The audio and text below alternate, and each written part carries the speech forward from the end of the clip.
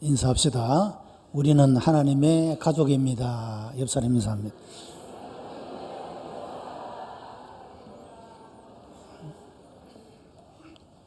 뭐 리얼리 이런 거 안 해도 되겠죠? 예. 제3의 물결이라고 하는 책을 써서 사고의 전환을 일으켰던 엘빈 토플러라고 하는 미래학자가 있습니다. 이 사람이 또 하나의 베스트셀러를 냈는데 그것은 힘의 전환이라고 하는 책이었습니다. 이 책에서 앞으로 세계를 지배하는 사람은 첫째는 지식을 가진 자, 두 번째는 권력을 가진 자, 셋째는 돈을 가진 자, 이렇게 말했습니다.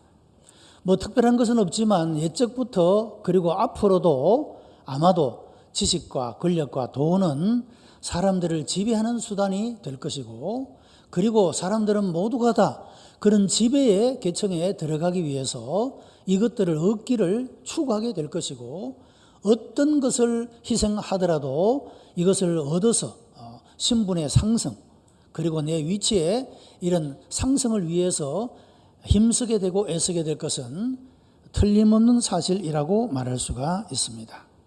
오늘을 살아가는 사람들도 역시 지식과 권력과 물질을 아주 광적으로 추구하고 있는 그런 모습을 보게 되는 것입니다. 문제는 이런 것들을 추구하는 과정에서 우상과 미신이 넘쳐나고 있는 것을 볼 수가 있다라고 하는 것입니다. 여러분, 우리를 믿음에서 파손시키고 하나님에게 속한 우리들을 끌어내리고자 하는 마귀는 이런 우리들의 삶들을 파괴시키기 위해서 여러 모양으로 우리를 유혹하고 시험을 하며, 그리고 우리를 유혹할 때 이런 현대적인 우상, 우리로 하여금 지식을 추구하고 권력을 추구하고 돈을 추구하는 이런 우상들을 통해서 우리를 파괴시키고자 하고 있다는 것입니다. 그리스도인들은 세상에서 하나님의 사람들로 구별된 사람들입니다. 그러나 그리스도인들의 삶 속에서뿐만 아니라 심지어 교회 안에서도 이런 우상의 영향력이 미치고 있다는 것은 대단히 안타까운 일이라고 말할 수가 있습니다. 버가모 교회 안에는 권력의 우상, 지식의 우상, 건강의 우상이 있었습니다. 나에게 권력이나 지식이나 건강이 주어질 수 있다면 양심도 신앙도 버리는 그런 모습을 얼마든지 볼 수 있는 그런 현실을 우리가 경험하며 살아갑니다. 두아디라 교회에도 버가모 교회처럼 우상 숭배와 음행의 죄가 있었습니다. 사단은 버가모 교회와는 다른 방법으로 접근하여 죄를 짓게 만들었는데, 그것은 물질적인 욕망을 통하여 우상 숭배와 음행의 죄에 빠지도록 만든 것입니다. 여러분, 오늘날 모든 도시들을 점령하고 있는 가장 거대한 힘이 바로 우상이 물질의 우상이라고 하는 것입니다.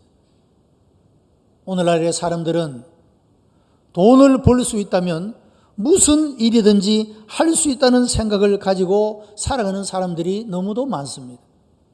그런데 돈을 얻고 나서 그 돈으로 자기가 해보고 싶은 그 모든 욕망들을 향하여 또한 인생을 낭비하고 허비하는 그런 모습도 우리가 발견하게 되는 것입니다.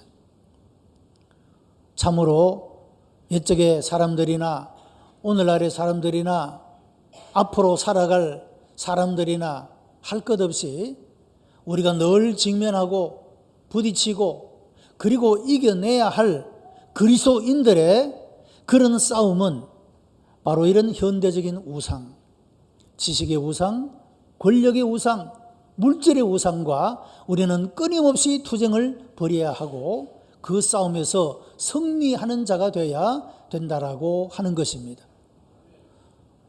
오늘 여기에 예배하는 우리 모든 성도들도 그런 삶의 현장에서 벗어나지를 못합니다. 우리 주변에 늘 있습니다. 그런 유혹이 있고 그런 시험이 있습니다. 우리는 하나님의 사람들로 택함을 받고 부름을 이룬 사람들입니다. 구별된 삶을 살아가야 될 존재들이라 그런 말입니다. 세상 사람들과 똑같은 사고방식과 가치를 가지고 살아가는 존재가 아니라 세상의 사람들과는 구별된 다시 말하면 하나님을 알지 못하고 하나님을 섬기고 예배하는 가치를 알지 못하는 사람들과는 다른 존재로, 구별된 존재로 살아가야 된다. 그런 말씀입니다. 두아디라라는 도시는 버가모에서 동쪽으로 약 64km 떨어진 곳에 위치하고 있습니다. 그 도시는 직조와 염색, 피역, 도자기 이런 기업들이 성행하였고 특히 옷감 그런 장사가 유명한 곳입니다. 사도행전에 보면 바울 사도가 마게도냐 사람이 건너와서 우리를 도와달라 하는 환상을 보고 이것이 하나님의 부르심인 줄 알고 소아시아 지역에서 복음을 전하는 일을 중단하고 건너가게 됩니다. 그곳에서 루디아라고 하는 자주장사를 만나게 되는데 이 자주장사 루디아가 어디 출신이냐? 바로 이 두아디라 출신이었다는 겁니다. 그곳의 출신인 이 루디아가 이곳으로 건너와서 이런 자주 옷감 장사를 하는 요즘으로 말하면 여성 사업가였다는 것입니다. 그가 바울을 통하여 복음을 듣고 자기 집을 교회로 내어주게 되고 선교의 기초기지로 삼아서 이 빌립보 지역에 큰 복음의 역사를 일으키게 되어지는 그런 모습을 보게 됩니다. 두아디라 사람들은 부지런히 돈을 벌었습니다. 그리고 하나님의 일에 그 돈도 바쳤습니다. 오늘 본문 19절의 말씀을 보면 내가 내 사업과 사랑과 믿음과 섬김과 인내를 아노니 내 나중 행위가 처음 것보다 많도다 라고 말씀을 하고 있습니다. 여기에 주께서 내가 안다 라고 말씀을 합니다. 내 사업, 이것은 경제 비즈니스를 말하고 있는 것이 아니라 주님의 일을 감당하고 있는 사실을 말합니다. 사랑을 알고 믿음을 알고 섬김과 인내를 안다라고 말씀을 하고 있습니다. 여러분, 에베소 교회나 스무나 교회는 사랑이 부족하여 책망을 받았고 진리를 지키지 못하여 책망을 받는 그런 모습을 가지고 있었지만 이 두아디라 교회는 사랑도 가지고 있고 믿음도 가지고 있고 섬김과 인내도 가지고 있는, 그리고 처음 주님을 사랑하는 그 마음보다 시간이 갈수록 더더욱 주님을 사랑하는 마음이 더욱더 큰, 처음보다 나중이 더 좋아지는 이런 삶을 살아갔다라고 칭찬하고 있는 그런 모습을 보게 되는 것입니다. 얼마나 바람직한 모습이냐 하는 것입니다. 성도 여러분, 여러분의 삶들도 처음 믿을 때보다 오늘이, 그리고 오늘보다는 내일에 우리의 신앙의 삶이 더 주님 보시기에 아름다운 삶으로 나아가게 되기를 축복합니다. 내 행위가 처음보다 더 많아졌다. 시간이 갈수록, 세월이 흘러갈수록 쇠퇴하는 것이 아니라 내 나중 행위가 처음보다 더 많아졌느니라. 하늘 앞에 얼마나 귀하고 아름답게 성장해가고 성숙해가는 그런 모습으로 인하여서 주님께 칭찬을 받고 있는 그런 모습을 보게 되는 것입니다. 자, 그런데 이런 두아디라 교회가 서서히 생명을 잃어가고 있었습니다. 이 두아디라 교회가 직면한 위기가 무엇이었는가? 오늘 본문 2장 20절 말씀을 보면 그러나 내게 책망할 일이 있노라. 자칭 선지자라 하는 여자 이세벨을 내가 용납함이니 그가 내 종들을 가르쳐 꿰어 행음하게 하고 우상의 제물을 먹게 하는도다 라고 말하고 있습니다. 여러분, 이세벨이라는 인물은 구약시대에 악한 왕이었던 이스라엘의 왕 아합이라고 하는 왕의 아내였습니다. 이 사람은 이방 여인으로서 아합 왕에게 시집을 오면서 우상을 가지고 왔습니다. 이방의 그 신들을 가지고 와서 백성들로 하여금 그것을 섬기도록 만들었던 그 장본인이 바로 이세벨이었다고 하는 것입니다. 그는 백성들로 하여금 우상 숭배에 빠지게 했고 도덕적으로 문란한 생활을 하도록 영향을 끼쳤던 그런 모습을 보게 됩니다. 그런데 이 이름을 두아디라 교회 말씀하고 있는 것은 두아디라 교회의 지도자의 아내가 바로 이런 이세벨과 같은 그런 악한 영향을 끼치는 자였기 때문이라고 말씀하고 있습니다.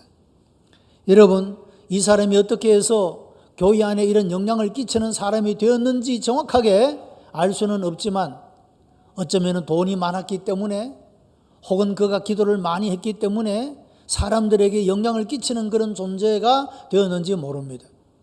그런데 문제는 좋은 영향, 아름다운 영향을 끼치는 것이 아니라 악한 영향을 끼쳐주고 있었다라고 하는 것입니다. 교회가 잘못된 방향으로 나가는 일에 영향을 끼치고 있는 바로 그 사람이 이세벨이었다라고 말하고 있습니다. 그런데 이 두아디라 교회는 이런 이세벨을 지도자의 자리에 용납하고 추종하고 따라갔다는 여기에 문제가 있었다라고 하는 것입니다.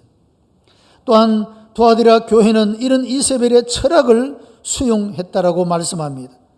22절로 23절에 볼지어다 내가 그를 침상에 던질 터이요 또 그로 더불어 가늠하는 자들로 말미암아 만일 그 행위를 회개하지 아니하면 큰 환난 가운데 던지고 또 내가 사망으로 그의 자녀를 죽이리니 모든 교회가 나는 사람의 뜻과 마음을 살피는 자인 줄 알지라고 말씀을 합니다. 여기서 말하는 간음이라고 하는 것은 육체적인 것만이 아니라 잘못된 사상을 동조하며 따라가는 영적인 음행을 포함하고 있다는 것입니다. 여러분, 이세벨이 가졌던 잘못된 철학이라고 하는 것은 주신인 제우스 신의 아들인 아폴로라고 하는 신에게 제사를 드려서 관심을 끌게 되면 장사가 잘 된다라고 하는 사상입니다.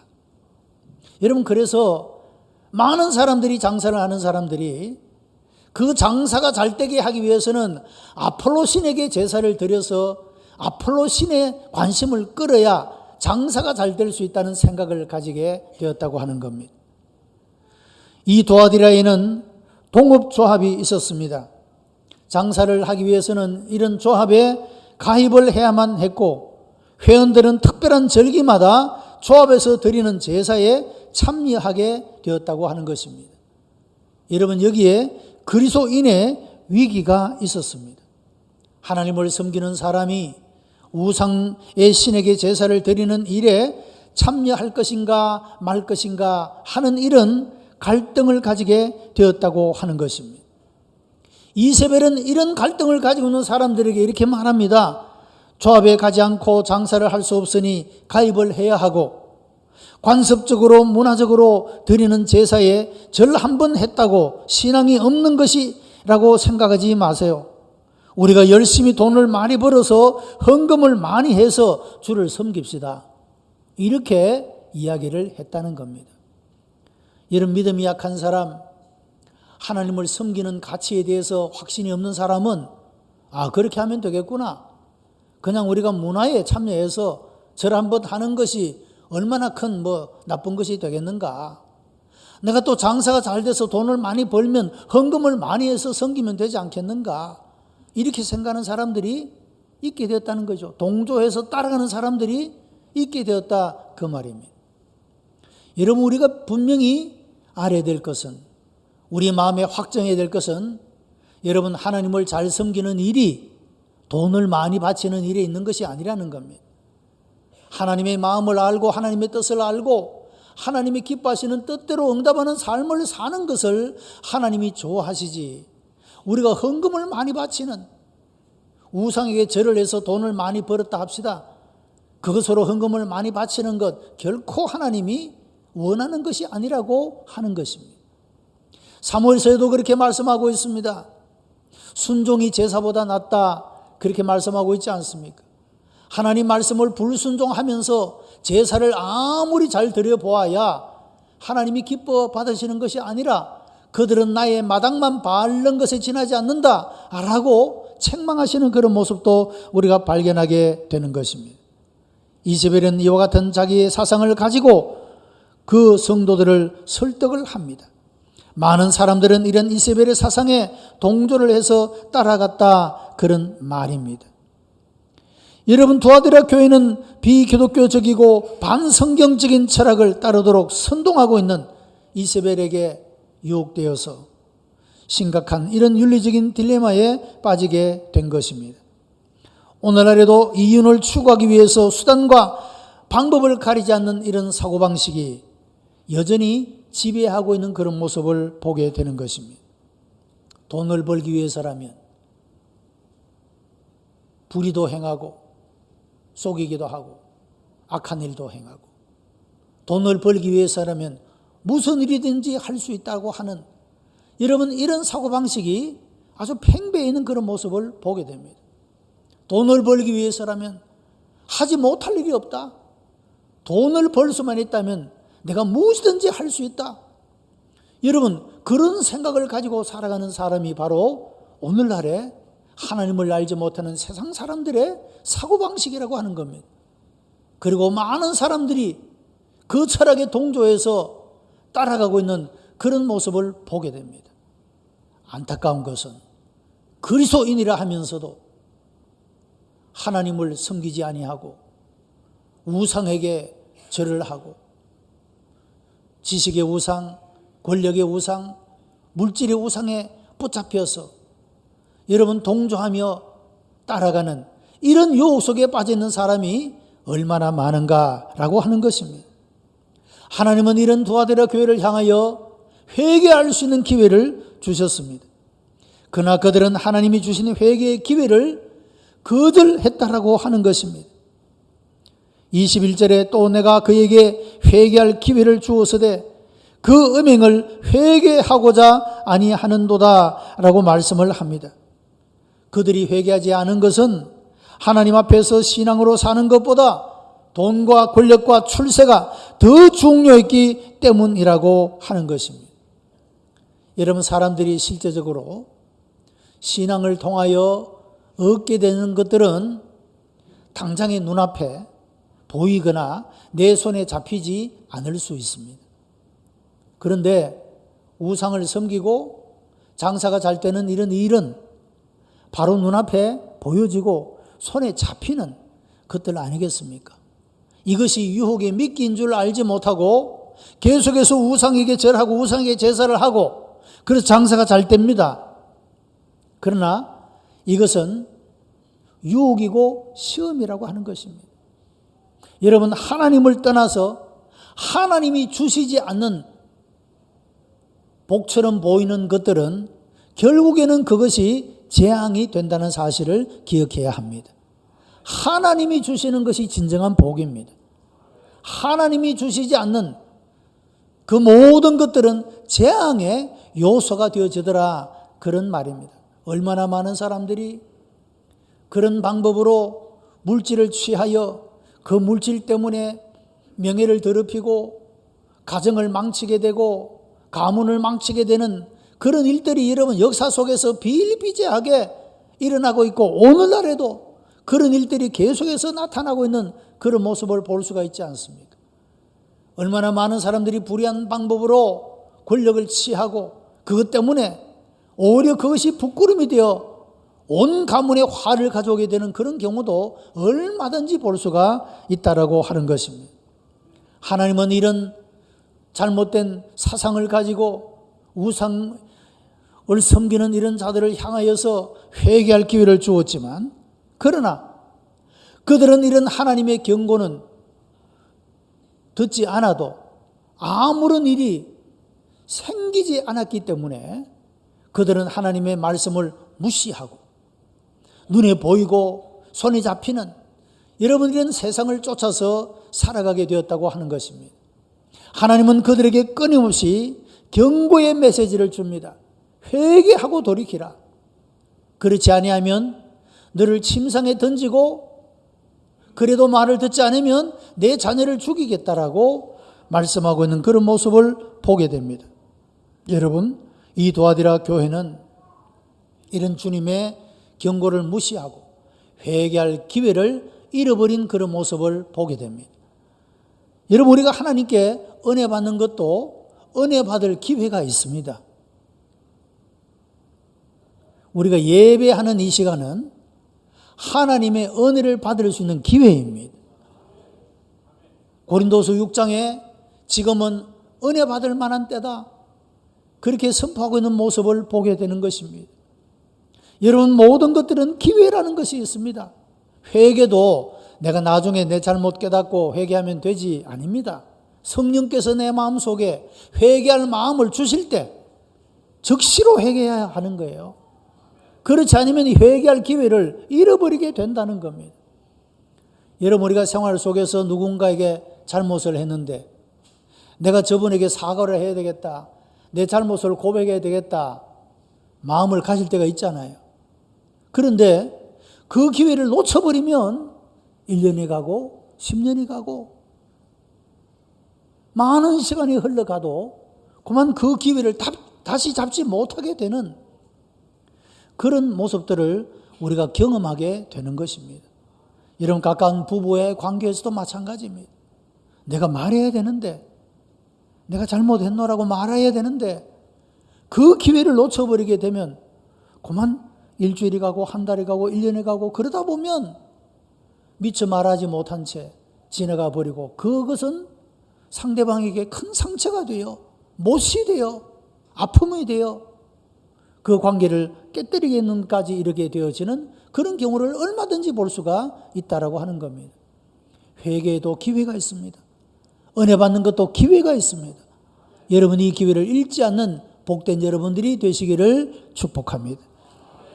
두 번째 주시는 말씀은 경고의 말씀입니다. 두 가지의 경고가 나옵니다. 회개하지 않으면 침상에 던진다는 겁니다. 병들게 한다는 것입니다. 또 그래도 듣지 않으면 자녀를 죽이겠다라고 말씀하고 있습니다. 여러분, 단계적으로 말씀을 하고 있죠. 몸을 약하게 만들고 몸을 병들게 만들고 그래도 안 들으면 죽이겠다는 것입니다. 이런 가끔씩 병상에 가보면 이렇게 움직이지 못하고 누워 계시는 그런 병자들을 신방을 하게 될 때 가끔씩 그런 말로 위로를 합니다. 너무 열심히 사셔서 하나님이 좀 쉬라고 하시는가 봅니다. 그런 말씀으로 위로를 드립니다. 사실 그렇기도 합니다, 여러분. 왜냐하면 사람이 그냥 자기 일에만 매여서 열심히 달려가다 보면 쉴 틈이 없어요. 그 아프면 억지로 하도 쉬어야 되잖아요. 그리고 평소에 행하던 일도 하지 못하고 내려놓아야 되고, 평소에 열심히 만났던 사람들도 찾아오지 않으면 만날 수 없고, 자, 그런 가운데 무엇을 생각해야 되느냐 하는 거죠. 사람이 침상에 누워있게 되면 자기 자신을 돌아보게 되는 것입니다. 반성하게 되는 거죠. 내 걸어온 삶의 걸음을 반성하게 되는 거예요. 그래서 그런 침상에서 자기 자신을 깊이 생각하면서 여러분, 바로 그것이 회개할 수 있는 기회가 될 수가 있다는 것이죠.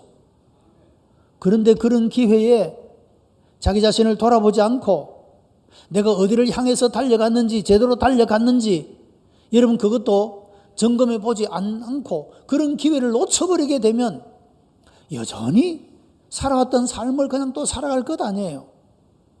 우리의 삶의 방향을 분명히 수정해야 함에도 불구하고, 우리의 방향을 다시 돌려야 함에도 불구하고, 그런 기회를 주었는데도, 생각할 수 있는 기회를 주었는데도 그 기회를 잃어버리면 다시 돌이킬 수 없게 되는 그런 모습을 보게 되는 것입니다. 여러분, 도와드려 교회가 이런 회개할 기회를 놓쳐버렸음에도 불구하고 주께서는 또다시 희망을 품고 언약의 말씀을 주십니다. 이기는 그에게는 철장의 권세를 주고 새벽별을 주겠다고 말씀하고 있는 것입니다. 여러분, 주님은 우리가 어디에 있는 것을 안다라고 말합니다.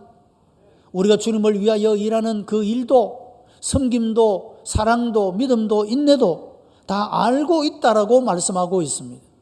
여러분, 우리의 삶은 결코 잊혀지지 않습니다.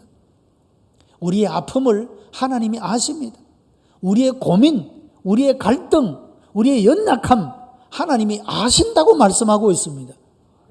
그런데 우리의 연약함을 가지고도, 믿음을 배반하지 아니하고 하나님께서 내 손에 잡히고 내 눈에 보일 만한 그 어떤 것들을 주시지 않았음에도 불구하고 여전히 하나님을 나의 하나님이라고 부를 수 있고 경배할 수 있는 여러분 그런 믿음을 지킨 것을 하나님이 안다라고 말씀하고 있다는 겁니다. 우리가 확신해야 될 것은 하나님이 언약하신 것은 여러분 그냥 허공에 있는 헛된 공약이 아니라 반드시 하나님의 언약은 이루어진다라고 하는 사실입니다. 하나님의 심판도 마찬가지입니다. 여러분 사람들이 왜 계속 죄를 짓습니까? 하나님을 두려워하지 않기 때문에 그렇습니다. 하나님이 분명히 경고합니다. 죄를 지으면 이런 벌을 받고 재앙과 저주를 받는다 말씀을 합니다. 그런데 죄를 지었습니다. 아무 일도 일어나지 않습니다. 일주일이 지나도 한 달이 지나도 1년이 되어도 아무 일도 일어나지 않습니다. 하나님 말씀을 우습게 생각하게 되는 거죠. 하나님이 봐주시는 줄 모르고 하나님이 회개하도록 기다려주시는 줄 모르고 마치 하나님의 약속은 아무것도 아닌 것처럼 하나님을 경홀히 여기고 하나님을 우습게 생각하는 마음을 가지게 된다는 거죠. 그러나 여러분 분명한 것은 하나님은 반드시 심판하신다는 거예요. 회개하지 않고 돌이키지 아니하면 하나님이 반드시 심판하신다는 거예요. 이와 같이 하나님 말씀을 기억하고 믿음을 지키고 열심으로 하나님의 일을 감당하고 인내하면서 여러분 이기는 그에게 하나님께서 철장의 권세를 주시고 새벽별을 주시겠다고 말씀하는데 철장의 권세는 다스리는 권세를 말하고 새벽별은 새로운 시대, 새로운 삶의 은혜를 말씀하고 있는 것입니다. 예수님께서 탄생하실 때 동방에서부터 온 박사들이 별을 보고 예수님께 경배하려고 찾아왔다는 기사가 나옵니다. 여러분 새로운 시대의 한 인물을 이끌어갈 인물이 태어날 때는 새로운 별이 나타난다 그런 믿음을 가졌던 거예요. 그들은 바로 여기에 새벽별이라고 하는 그런 의미를 가지고 있다는 겁니다. 여러분 우리가 이 믿음을 하나님이 안 계시는 것 같은 하나님의 말씀은 아무것도 아닌 것 같은 여러분 그런 형편 속에서 그런 삶을 살고 있는 우리가 여전히 하나님을 믿고 의지하면서 하나님의 말씀을 순종하고 우리의 삶이 믿음으로 승리하는 이기는 자가 되어지게 될 때 하나님은 새벽별의 은혜를 주신다. 이것은 무엇입니까? 우리의 삶을 새롭게 만들고 절망적인 우리의 삶을 희망이 가득 찬 삶으로 어둠에 있는 우리의 삶을 빛된 삶으로 슬픔과 눈물의 삶을 웃음이 넘치는 삶으로 하나님이 바꿔주신다는 그런 언약의 말씀인 것입니다. 여러분 모두에게 새벽별의 은혜가 충만하게 일어나게 되기를 바랍니다. 우리가 살아가는 삶이 얼마나 힘들고 어려우며 무거운지 아프고 괴로운지 주님은 아신다고 말씀합니다. 그런 가운데서도 하나님을 원망하지 않고 불평하지 않고 여전히 주님을 사랑한다고 고백하고 이 믿음 안에서 믿음의 걸음을 걸으며 순종의 걸음을 걸으며 여전히 변함없는 모습으로 주님을 섬기고 주님의 일을 감당하는 바로 그 사람들에게 내가 철장의 권세를 주고 새벽별을 주리라고 말씀하고 있는 것입니다. 우리 모든 성도들이 이기는 자가 되어 이 기회를 잃지 않고 회개하고 믿음을 지켜나감으로 말미암아 하나님께서 우리의 삶을 새롭게 하시는 변화시켜 주시는 이런 놀라운 은혜 안에 거하는 복된 성도가 다 되시기를 주님의 이름으로 축복합니다. 기도하십시다. 은혜가 풍성한 하나님 감사와 찬송과 영광을 하나님 앞에 올려드립니다. 우리를 사랑하시어 하나님의 자녀 삼아주심을 감사합니다.